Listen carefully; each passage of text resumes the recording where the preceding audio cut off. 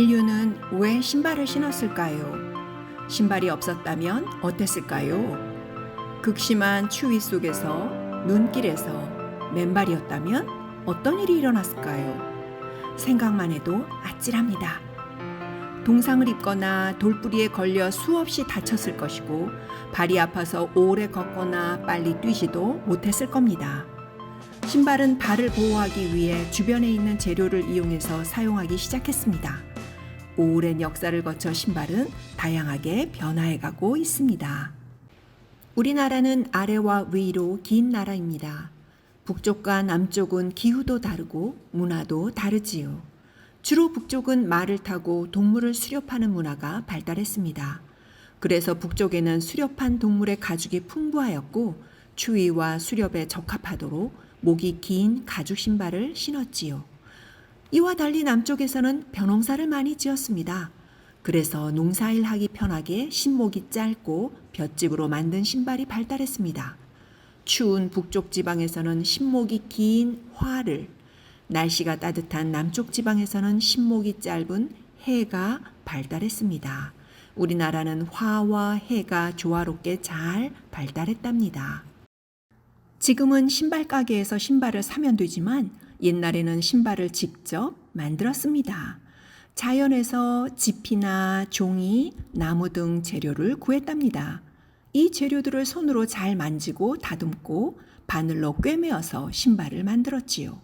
우리나라 신발은 특히 앞부분과 뒷부분에 장식을 하고 정성이 많이 들어가게 만들어졌답니다.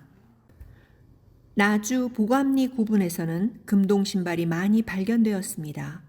공주에서는 백제 무령왕릉에서 압정이 달린 금동 신발이, 경주에서는 신라 황남대총에서 화려한 황금 신발이 발견되었습니다. 고창 봉덕리 1호분과 나주 정촌 고분에서 출토된 백제시대 금동 신발 2건은 각각 보물로 지정되었습니다. 금동 신발이 국가 지정문화재로 지정된 것은 처음 있는 일입니다. 이 금동 신발들은 모두 백제 5, 6세기에 제작되었으며 삼국시대 마한 백제권 고분에서 출토된 금동 신발 19점 중 가장 완전한 형태로 발견된 보기 드문 사례입니다.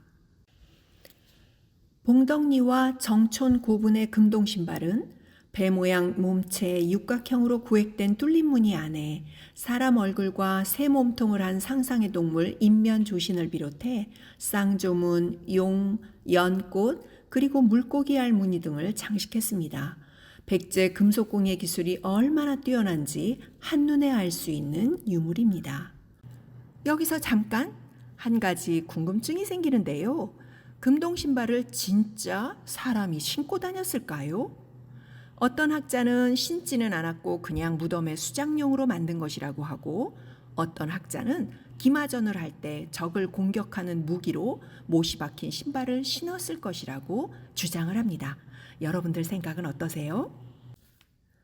고구려 벽화에도 못이 박힌 신발을 신은 그림이 그려져 있습니다. 아마 말을 탄 기병이 적을 공격하기 위해 걸어다니는 보병이 눈길을 걸을 때 신었을 것이라고 추측하기도 합니다.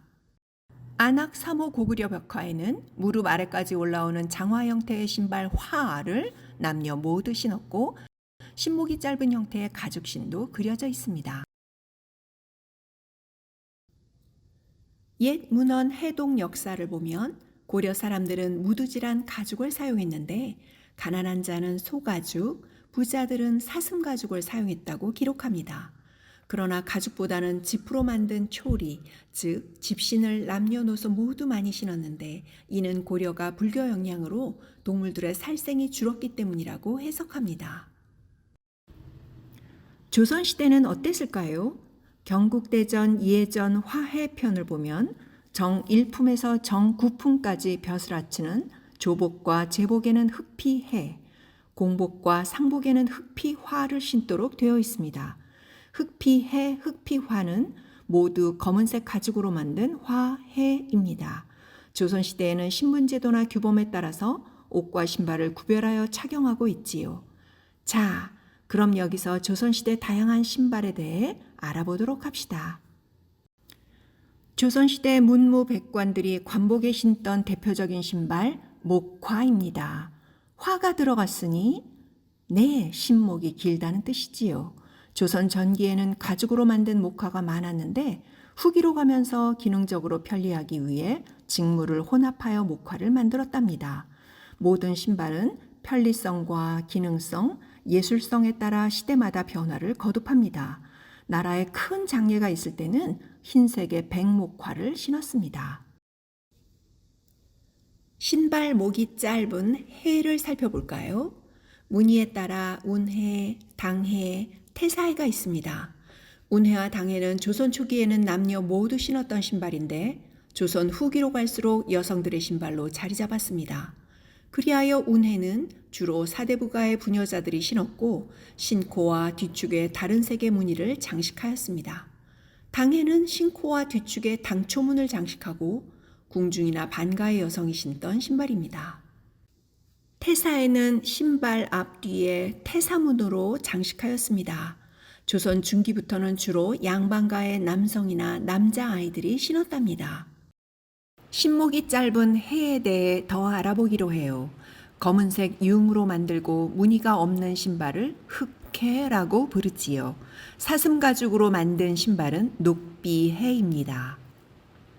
조선시대 풍속화나 초상화를 보면 갖가지 색상과 무늬의 화, 해를 볼 수 있는데 그만큼 화의 종류가 다양했다는 것을 알 수 있습니다.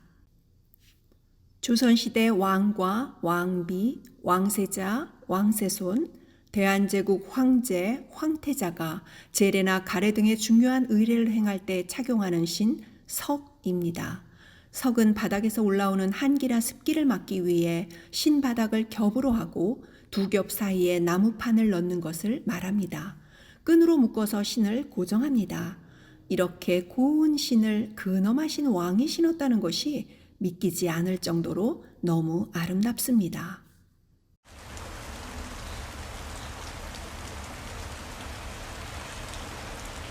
옛날에도 기능성 신발이 있었을까요? 네, 다양한 기능성 신발이 있었답니다. 비가 올 때 신는 기능성 신발로 대표되는 것이 유해입니다. 우선 가죽에 들기름을 발라 한 달 이상 둡니다. 가죽이 기름을 잘 먹었으면 이것으로 신발을 만듭니다. 그러면 비가 올 때 신발로 물이 스미지 않지요. 바닥에 징도 박아서 비가 오거나 진 땅에서 신었습니다. 기름을 먹였다고 유해, 징을 박았다고 징신, 진 땅에서 신는다고 진신, 이름도 다양합니다. 우리나라 신발 가운데 빼놓을 수 없는 신이 남악신입니다. 나무를 깎아 만들어 남악신, 목해라고 하지요. 두 개의 굽이 달려 있는데 굽이 높은 것도 있고 낮은 것도 있어요. 나무에 무늬를 새겨 넣기도 하고 채색을 해서 예쁘게 장식을 한 남악신도 있습니다. 주로 비가 오는 날 신었는데 조선 후기로 가면 마른 날에도 남악신을 신고 다녔고 남자아이들은 남악신, 채극을 잘 신었습니다.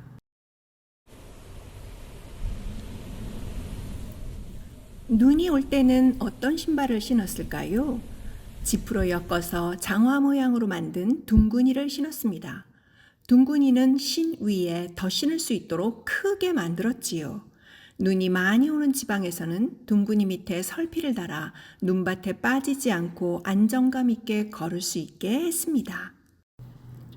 우리 민족이 가장 사랑했던 신발은 뭐니 해도 집신입니다. 남녀노소 누구나 계절에 상관없이 늘 신었던 신발입니다. 집신은 역사도 오래되고 기능적으로도 많은 발전을 했지요. 벼를 수확하고 쌀을 털어낸 후 남는 게 짚입니다. 짚은 벼논사를 짓는 우리나라 곳곳 어디서나 구할 수 있었습니다. 옛날 사람들은 이 짚으로 생활에 필요한 여러 가지를 만들었습니다. 새끼줄도 만들고 바구니도 만들고 짚을 삼아 집신도 만들었습니다.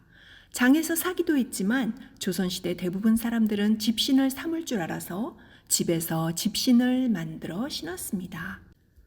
이 그림 속에 집신을 신은 사람들이 아주 많지요. 먼 길을 떠날 때는 집신이 닳기 때문에 여분의 집신을 허리춤에 차거나 지게에 매달고 길을 떠난답니다. 고가의 가죽에 비해 재료를 쉽게 구할 수 있어서 양반, 서민 모두에게 사랑받았습니다. 집신의 재료는 아주 다양합니다. 볏짚, 왕골, 저수지에 많이 자라는 부들, 삼 등을 비롯해 당나무나 피나무로도 집신을 만들었지요. 집신과 비슷하지만 쌀이 껍질, 왕골, 당나무 껍질로 곱게 만든 신발을 미투리라고 합니다. 미투리 중에서 옥미투리는 볏짚의 둘째, 셋째 속마디만을 골라 곱게 짠 신이에요. 비가 오면 옥미투리를 벗어 품에 간직할 정도로 비싸고 고왔답니다. 개화기 이후에도 멋을 부리던 젊은 양반들이 가죽신보다 발이 편하고 맵시 좋은 미투리를 즐겨 신었지요. 1920년대 오면서 신발 산업에 획기적인 변화가 찾아오지요. 바로 고무신입니다. 가볍고 방수가 잘 되고 실용적이어서 아주 잘 팔렸고 많은 사람들에게 인기가 있었습니다. 이로 인해 전통 신발, 특히 가죽으로 만든 갓신 수요는 급격히 줄게 되었지요. 그런데 고무신의 형태가 전통 고유의 곡선미를 담고 있다는 것은 참으로 반가운 일입니다.